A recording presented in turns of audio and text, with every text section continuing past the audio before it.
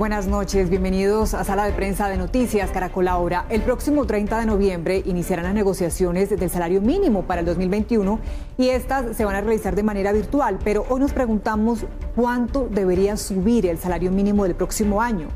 Las centrales obreras piden un aumento generoso para reactivar la economía y responder a esa crisis que enfrentamos en el 2020 por causa de la pandemia, mientras que los empresarios hacen un llamado a la prudencia debido a esa misma crisis que afectó a sus empresas. Algunos sectores incluso han pedido que no se aumente y la discusión no será fácil definitivamente. Por eso hemos invitado esta noche a Luis Fernando Mejía, director ejecutivo de Fedesarrollo, y a Diógenes Orjuela, presidente de la CUT. ¿Cómo está, director de Fedesarrollo, Luis Fernando? Hola Daniela, muy buenas noches. Un especial saludo para ti, para Diógenes, por supuesto, y para todos los televidentes. Muchas gracias por la invitación. Diógenes, también te doy la bienvenida. Daniela y compañero de Fedesarrollo, muy buenas tardes. Un abrazo muy grande para todos ustedes. Bueno, comencemos con las posiciones. ¿De cuánto creen que debería ser el aumento? Señor Diógenes, sabemos que este año, antes de la reunión de la comisión, las centrales ya presentaron una propuesta en donde plantean una cifra. Recuérdenos usted cuál es esa cifra y por qué, Diógenes. Así es, Daniela, hemos planteado unificadamente las centrales y con mucho más anterioridad que en años anteriores, una propuesta estará debidamente sustentada en la que planteamos un salario mínimo básico de 1 millón de pesos y un auxilio de transporte de 120,000 pesos. Esto tiene un nombre central sobre el cual hemos fundamentado la propuesta: reactivación de la economía. Reactivación de la economía. Bueno, ya vamos entonces a desarrollar poco a poco esa propuesta que ustedes han planteado, Diógenes. Ahora quiero conocer la propuesta del director de Fedesarrollo. ¿Usted qué piensa? ¿De cuánto debería ser el aumento? Pues Daniela, primero simplemente tener dos elementos fundamentales para la discusión. Lo primero, ¿qué va a pasar en materia de inflación? Por supuesto, incluso con la sentencia del mandato de la Corte Constitucional, es fundamental mantener el poder adquisitivo y el salario mínimo para todos los trabajadores del país. Nosotros estimamos desde Fedesarrollo que la inflación este año, producto de la caída de la actividad productiva, va a ser sustancialmente inferior al 3%, que es la meta que se ha trazado al Banco de la República desde hace varios años. Nosotros estimamos una tasa de inflación cercana al 1,8%. Y por otro lado, también el otro elemento fundamental es retribuir a los trabajadores el aumento de la productividad que proviene precisamente del trabajador, la productividad laboral. ¿Cuánto crece? Debería entonces remunerársele ese componente a los trabajadores.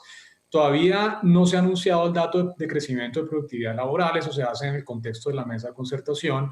Nosotros estimamos de alguna manera con los dos componentes, inflación y productividad laboral, que el aumento no debería estar por encima del 2,5%. ¿Por qué? Por las condiciones tan lamentables que infortunadamente tenemos hoy en día, de la caída de la actividad productiva, una tasa de desempleo que infortunadamente sigue por encima del 16%, un aumento sustancial en el número de desempleados del país y aumentos muy grandes del salario mínimo por encima de esos dos elementos, inflación y productividad laboral.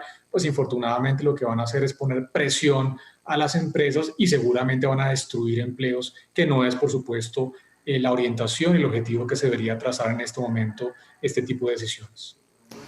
Claro, y es que para calcular ese porcentaje de aumento se tienen en cuenta factores como nos lo acaba de decir Luis Fernando, la inflación del año, la proyección del siguiente, el Producto Interno Bruto, la productividad, y por obvias razones esos indicadores pues son muy bajos este año. Quisiera saber al respecto la posición de Diógenes. ¿Usted cómo ve las cosas desde ese punto de vista cuando ni la inflación ni la productividad están muy buenas que digamos? Nosotros partimos de que estamos en una situación atípica.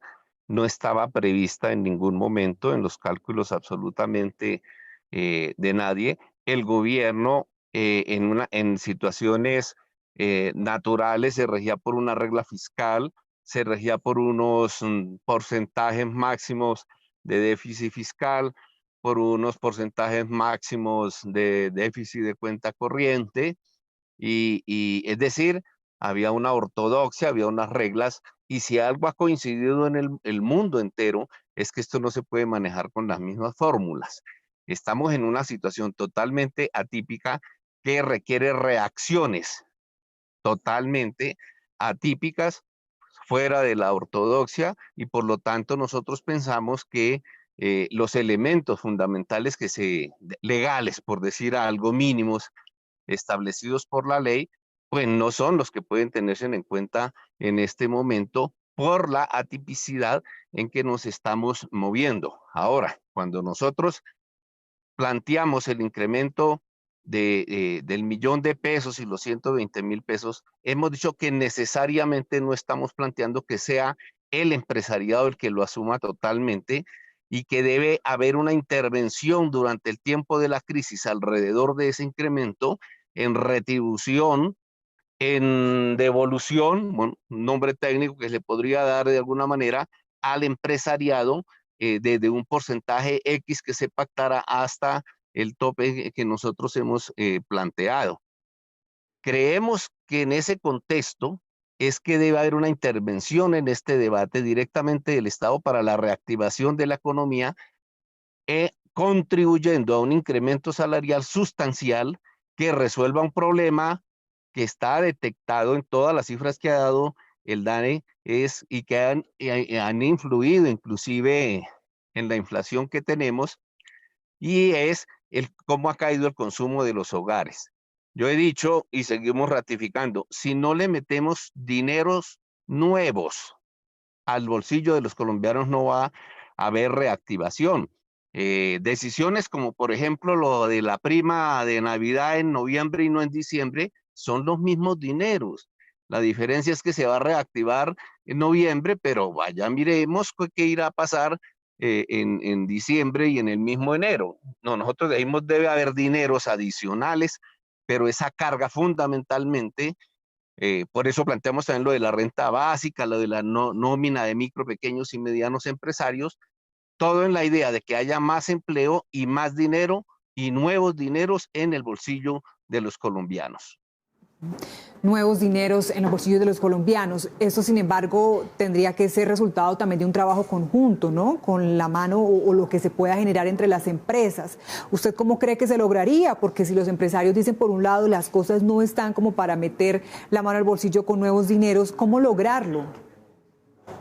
El Estado, en el mundo los gobiernos se han metido la mano al bolsillo para asistir o para ayudar el bolsillo de sus ciudadanos para poder mantener la economía, para evitar la caída de la economía, para garantizar el consumo de los hogares. Ejemplos hay en todo el mundo, mínimamente, donde lo hay, cumplir sagradamente, y a toda la población en que cayó en desempleo, su subsidio de desempleo. Pero tenemos muchísimos ejemplos de las 2.300 libras esterlinas de Inglaterra, los $1.300 de Estados Unidos, los ERTES en España. Son decisiones del Estado. Aquí nosotros no le estamos diciendo al empresariado que asuma con sus dineros la reactivación de la economía, sino que debe haber la mano directa del Estado ubicando recursos con ese fin. Bueno, hay otro punto también que podría ocurrir o presentarse, Diógenes, y es que si bien se aumenta el precio, el valor del salario mínimo, no sería posible aumentar también la oferta de empleo. Las cosas se mantendrían, las oportunidades serían igual o por lo contrario, se incentiva aún más el desempleo. ¿Usted qué piensa?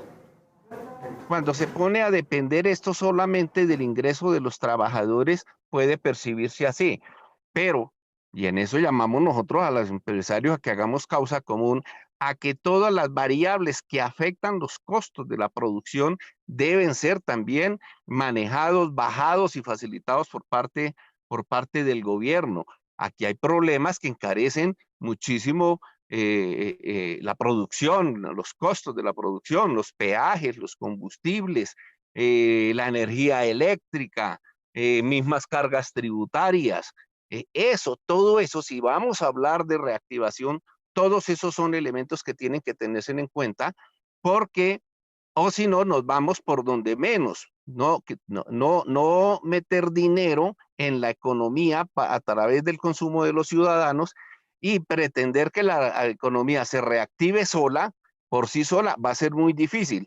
La otra es pretender que la economía se reactive sobre la base del endeudamiento con créditos de los ciudadanos, y no todos los ciudadanos tienen esa capacidad. Hay ciudadanos que no tienen ingresos en Colombia hoy, hay que ponerles un ingreso, es lo que nosotros llamamos la renta básica. Si el gobierno aumenta el subsidio de la nómina de las microempresas y las ayuda a reactivarse sin necesidad de que tenga que ser a través del sistema bancario, ellas se van a reactivar el empleo y va a haber dinero en una población que había perdido los empleos. Esa es una estrategia estructural que yo diría debemos, y así lo aprobamos en la Comisión de Concertación, démonos el debate de todas estas variables, de esta atipicidad en que nos encontramos para poder tomar decisiones atípicas, indiscutiblemente. Jóvenes, ¿cómo ha sido la percepción? ¿Usted qué sensación tiene después de que dieran a conocer la propuesta inicial antes de comenzar esta comisión, estas reuniones? ¿Cómo han recibido esa propuesta del $1.000.000 más el subsidio de transporte?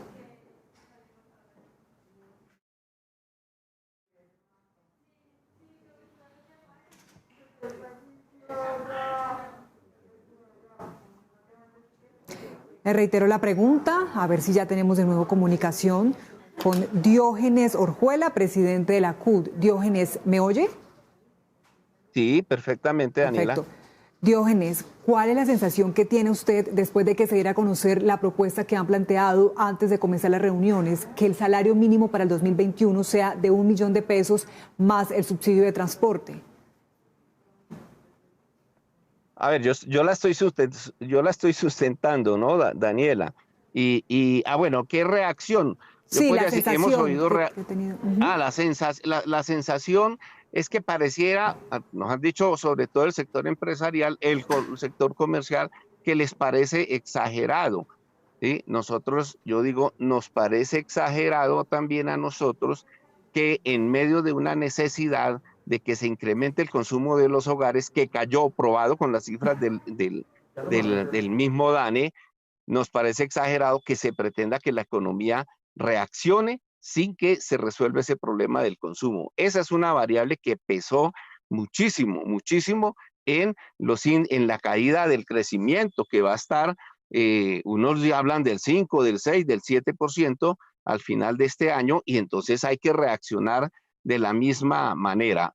Pero en la discusión que hicimos en la Comisión de Concertación, por lo menos se abrió un importante interés en que nos hagamos un debate, no solo como integrantes de los representantes de los gremios económicos, del movimiento sindical y del gobierno, sino que nos demos un debate con un buen equipo de expertos. Nosotros estamos abiertos a todo ese debate, pero vuelvo y repito, Daniela, no se puede con la ortodoxia tradicional, y el mundo eso lo tiene absolutamente resuelto. La situación es atípica y necesita decisiones atípicas.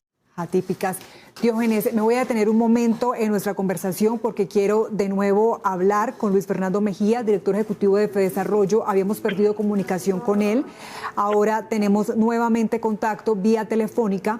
Luis Fernando, estamos hablando con Diógenes y lo que nos ha explicado el punto de vista de Diógenes, el presidente de la CUT, es este año pasaron cosas atípicas y se deben tomar decisiones atípicas. Palabras más, palabras menos, se debería recalcular de otra manera esta decisión, todos los factores que inciden para que se decida cuánto sería el salario mínimo del 2021. ¿Usted qué piensa?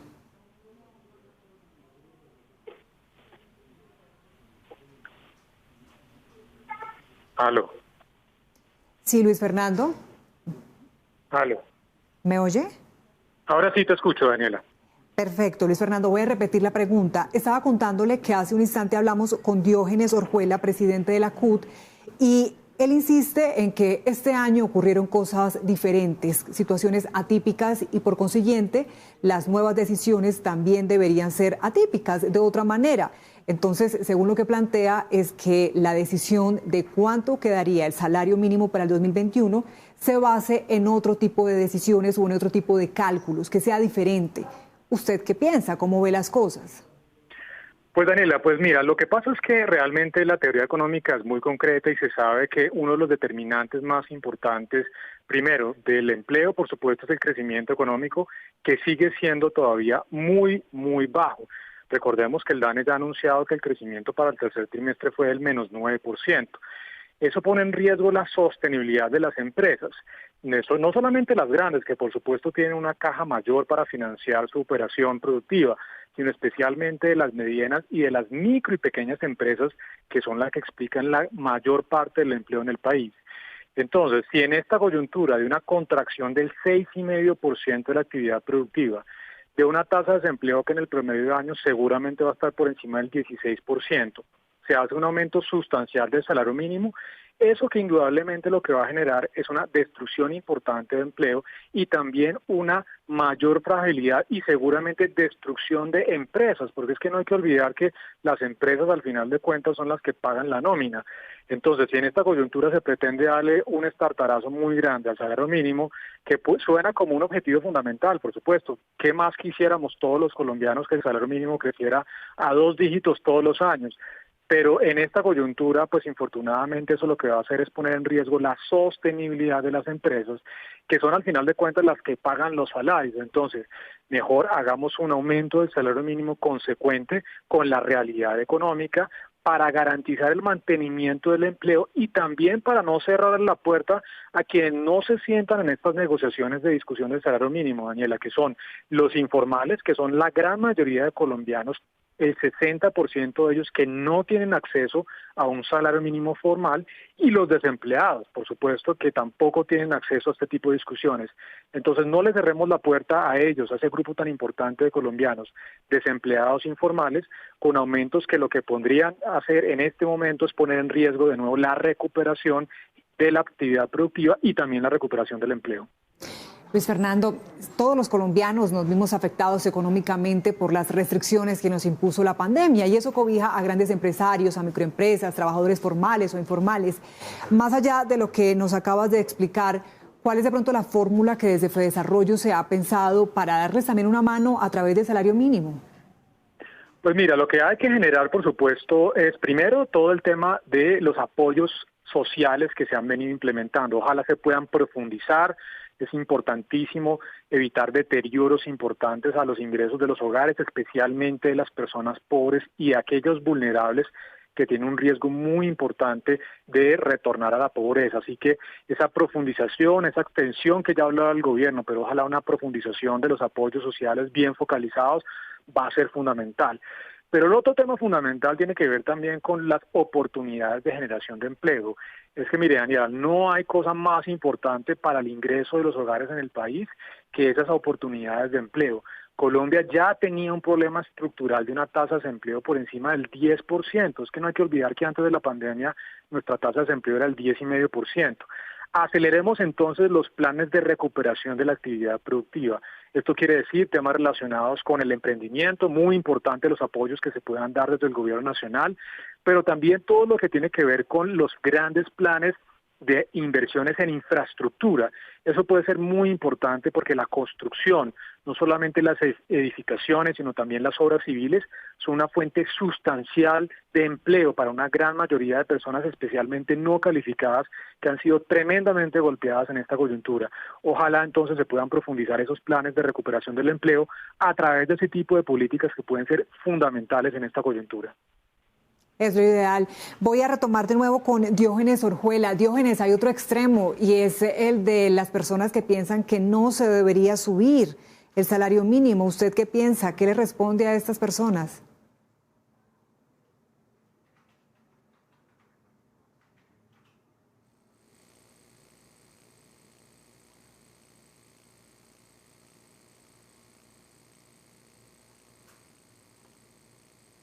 Bueno, infortunadamente Internet no nos está ayudando mucho en esta comunicación. Quiero también entonces transmitirle la pregunta a Luis Fernando. ¿Qué piensa de ese extremo? Quienes también están diciendo, no, lo mejor es quedarnos quietos y que el otro año no exista aumento en el salario mínimo. Pues mire, eso tampoco se puede llegar a ese extremo, Daniela, porque también, como lo mencionaba al principio, hay que reconocer primero que no es posible generar una pérdida del poder adquisitivo del salario mínimo, especialmente de los hogares que están cerca de ese salario mínimo. Eso es muy importante, hay que recuperar ese aumento, digamos, en el costo de vida. Afortunadamente, como lo mencionamos también al principio, ese aumento seguramente va a ser pequeño, entonces el aumento producto de esa recuperación de ese mayor coste de vida consideramos que no va a ser superior al 1,8 o el 1,9%. Y por otro lado, también hay que remunerar la productividad laboral. Va a ser muy importante la cifra que se publica en esa mesa tripartita de concertación laboral sobre cuál va a ser la evolución de la contribución que hacen los trabajadores al crecimiento económico. Eso es muy importante. Ahora, el punto de fondo es que esas dos cosas, la inflación este año y la productividad laboral, seguramente van a ser pequeñas. Entonces, no para llevarlo a cero porque no tendría ningún sentido, eso hay que ser justos y retribuir también, por supuesto, esos dos factores a los trabajadores, pero por otro lado también tener mucho cuidado con aumentos más allá de estos dos elementos, porque como lo mencionamos puede ser perjudicial para la recuperación del empleo. Bien, Diógenes Orjuela, estamos hablando también con Luis Fernando sobre el otro extremo, quienes dicen que no debería subir el salario mínimo en el 2021, que mejor quedarnos quietos. ¿Usted qué piensa? Luis Fernando nos dice, ese tampoco puede ser un extremo válido, tampoco puede ser posible. ¿Usted qué opina? Hay un círculo beneficioso, diríamos, virtuoso, mejor lo diría yo, y es, si la gente tiene más dinero, compra más. Si la gente compra más, el empresario vende más, y si el empresario, llámese comerciante, llámese productor, vende más, va a necesitar más empleados. Esto es virtuoso desde ese punto de vista. Ahora, habría una condición sine qua non, nuevamente la intervención del Estado, es que debe ir acompañado de más estímulos, sobre todo a los micro, pequeños y medianos empresarios, más estímulos para que puedan producir más garantías de que ellos tengan más dinero para poder reactivarse y poder responder al mayor consumo. Eso es lo que está necesitando el país. Quienes dicen que no haya incremento, definitivamente no trabajan sobre la percepción de que el país está en una crisis económica que fue agravada por el COVID, que el consumo de los hogares cayó dramáticamente, que han colapsado toda una cantidad preferiblemente de micro, pequeñas y medianas empresas, y que todo eso tiene que levantarse con medidas del gobierno para estimular más a esas empresas a levantar cabezas, pero que hay un componente ineludible, y es que con la misma plata que hoy tienen los colombianos en el bolsillo, es muy difícil una reactivación, por cuanto no se reactiva el consumo y volvemos al círculo virtuoso de para atrás. Si la gente no consume, si la gente no tiene dinero en el bolsillo, no consume, y si no consume, el productor vende menos, y si el productor vende menos, bueno, estamos en una situación en que no saldríamos exitosamente del atolladero en que nos encontramos. Bueno, pues son las dos posiciones que presentamos hoy en sala de prensa para ir entendiendo el contexto, lo que va a pasar a partir del 30 de noviembre cuando inicien las negociaciones formales para decidir en cuánto quedará el salario mínimo en el 2021. ¿Ustedes qué creen? ¿Que antes de que termine el año se llegaría a un acuerdo sobre el aumento este año o tendríamos incremento o por el contrario tendríamos ese incremento por parte del decreto del gobierno? Diógenes. Nosotros haríamos todo un gran esfuerzo.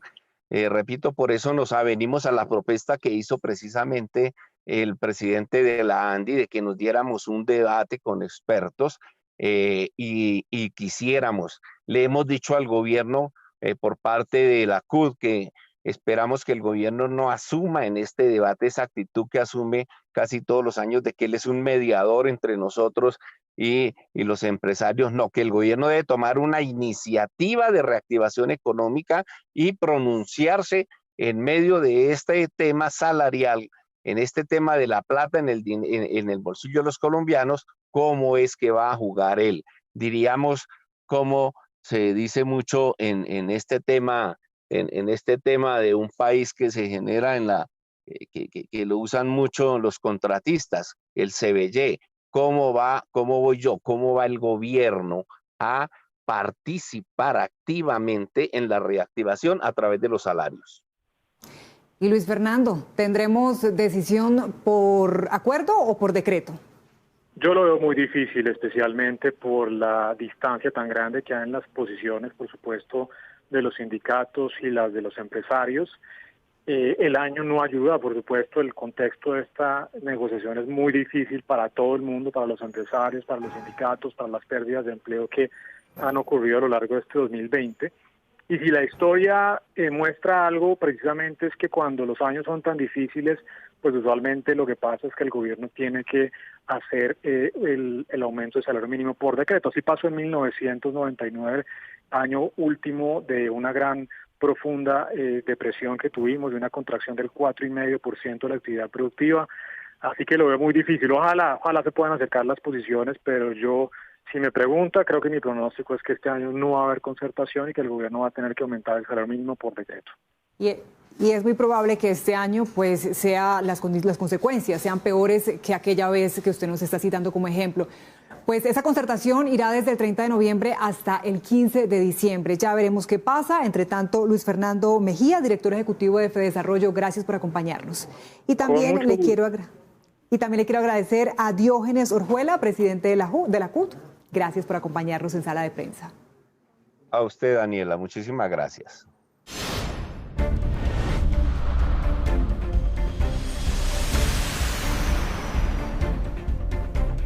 Gracias por continuar con nosotros en Sala de Prensa. Ahora saludamos a Ricardo Ospina, director de Servicios Informativos de Blue Radio, quien nos cuenta qué tiene hoy en su radar. Ricardo.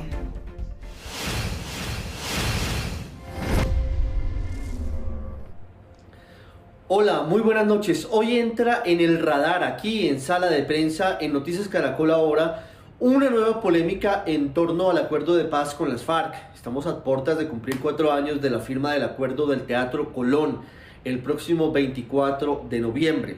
Acuerdo que le quitó cerca de 7.000 fusiles a los antiguos guerrilleros de las FARC. Y hay una nueva polémica porque el general en retiro Jorge Enrique Mora Rangel, excomandante del Ejército de Colombia y quien fuera integrante del equipo negociador durante más de 4 años en La Habana, que estuvo en larguísimas discusiones con antiguos integrantes de esa guerrilla, criticó en las últimas horas el acuerdo de paz. Lo hizo en un foro virtual convocado por algunas universidades de la capital del país. El general Mora dijo, entre otras cosas, que lo que ocurrió durante el proceso fue que las fuerzas militares frenaron su actuación contra los grupos delictivos y criminales, sobre todo contra el narcotráfico, por el mismo acuerdo y por el avance de las negociaciones. Y fue muy duro, en particular, con el papel de Álvaro Leiva, exministro de Estado, del senador Iván Cepeda y del senador Roy Barreras, a quienes acusó de llevar razones directamente a la guerrilla de las FARC y de interferir en las negociaciones de paz. Buscamos al general Mora para que entregara más detalles de lo que quiso decir con las críticas muy duras al acuerdo de paz. Y dijo que por ahora no entregará más detalles, que está preparando un libro que verá la luz seguramente el próximo año en Corferias, cuando se produzca, si la pandemia lo permite, una nueva edición de la Feria Internacional del Libro. La respuesta fue casi inmediata del senador Roy Barreras, que al final terminó siendo integrante de ese equipo negociador, resolviendo entuertos frente al acuerdo sobre materia judicial jurídica y también de materia política.